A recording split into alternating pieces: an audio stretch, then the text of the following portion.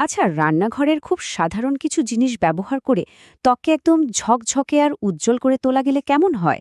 চলুন, আজ আমরা সেই সহজ উপায়গুলোই এক এক করে জেনে নেব। তো প্রশ্নটা হলো, পার্লারে না গিয়ে একেবারে ঘরে বসেই কি সতেজ আর উজ্জ্বল ত্বক পাওয়া সম্ভব? উত্তরটা হলো ১০০ বার সম্ভব। আর কিভাবে, সেটাই আমরা ধাপে ধাপে দেখে নেব।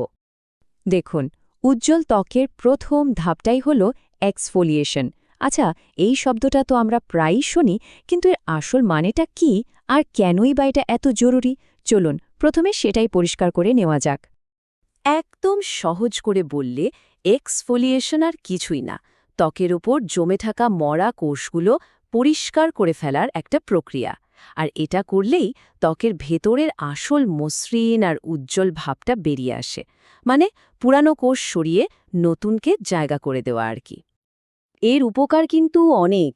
শুধু যে ত্বকটা মসৃণ আর উজ্জ্বল দেখায় তাই না, সবচেয়ে বড় যে সুবিধাটা হয় সেটা হলো এরপর যে কোনো ময়েশ্চারাইজার বা সিরাম ব্যবহার করলে সেটা ত্বকের অনেক গভীরে গিয়ে কাজ করতে পারে।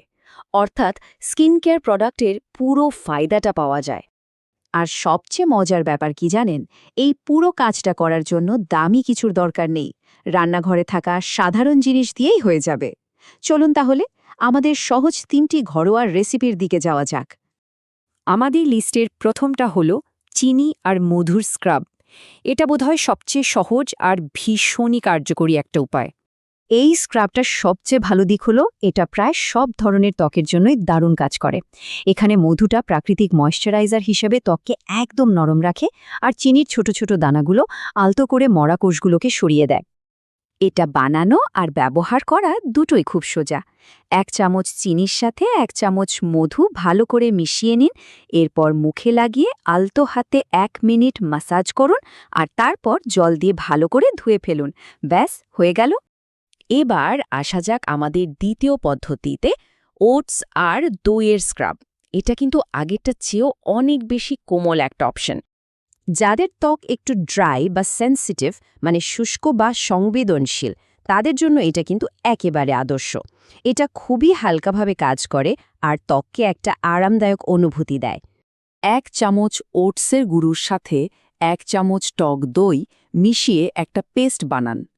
মুখে লাগিয়ে ১ থেকে ২ মিনিট খুব আলতো করে ম্যাসাজ করুন।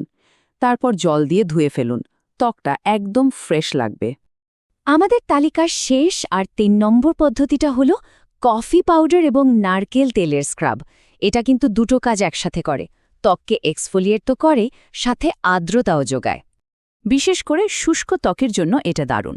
নারকেল তেল ত্বককে ভেতর থেকে ময়েশ্চারাইজ করে, আর কফির গুঁড়ো মরা কোষগুলোকে খুব ভালোভাবে পরিষ্কার করে দেয়। ফলে ত্বক হয়ে ওঠে নরম, মসৃণ আর সতেজ। সম পরিমাণ কফি পাউডার আর নারকেল তেল একসঙ্গে মিশিয়ে নিন। ব্যাস, স্ক্রাব তৈরি। এবার এটা ত্বকে আলতো করে ১ মিনিট ম্যাসাজ করে ধুয়ে ফেলুন। ফলাফল দেখে কিন্তু সত্যি অবাক হয়ে যাবেন।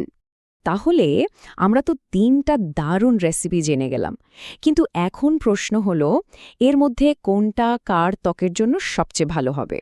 চলুন এবার সেই বিষয়টা একটু বুঝে নিই। এই টেবিলটা দেখলেই ব্যাপারটা জলের মতো পরিষ্কার হয়ে যাবে। ত্বক যদি তৈলাক্ত হয় তাহলে সপ্তাহে ১ থেকে ২ বার স্ক্রাব করা যেতে পারে। শুষ্ক ত্বকের জন্য ওটস আর দইয়ের মতো খুব কোমল স্ক্রাবই সবচেয়ে ভালো।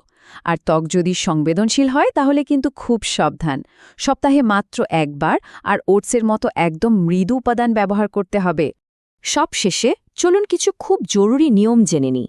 নিরাপদ আর কার্যকর এক্সফোলিয়েশনের জন্য এগুলো কিন্তু একদমই ভোলা চলবে না। সবচেয়ে গুরুত্বপূর্ণ নিয়ম হল এই সংখ্যাটা মনে রাখা: ১ থেকে ২, মানে সপ্তাহে ১ থেকে ২ বারের বেশি এক্সফোলিয়েট করা যাবে না। এর বেশি করলেই কিন্তু ত্বকের ভালোর চেয়ে ক্ষতি হওয়ার আশঙ্কা বেশি। আর কয়েকটা বিষয়ও মাথায় রাখতে হবে, যেমন ত্বকের উপর কখনোই খুব জোরে বা আগ্রাসীভাবে ঘষাঘষি করা যাবে না। এক্সফোলিয়েট করার পর দিনের বেলা বাইরে বেরোলে সানস্ক্রিন ব্যবহার করাটা মাস্ট। আর যদি কোনো রকম জ্বালা বা অস্বস্তি হয় তাহলে সঙ্গে সঙ্গে সেটা ব্যবহার করা বন্ধ করে দিতে হবে। আর সব শেষে সবচেয়ে জরুরি যে কথাটা, সেটা হলো এই শেষ ধাপটা।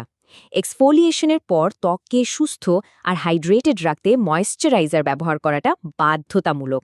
এই ধাপটা কিন্তু কোনোভাবেই বাদ দেওয়া যাবে না। তাহলে এই যে 3টি সহজ ঘরোয়া পদ্ধতির কথা বলা হলো, এর মধ্যে কোনটা আপনার স্কিন কেয়ার রুটিনের নতুন অংশ হয়ে উঠছে?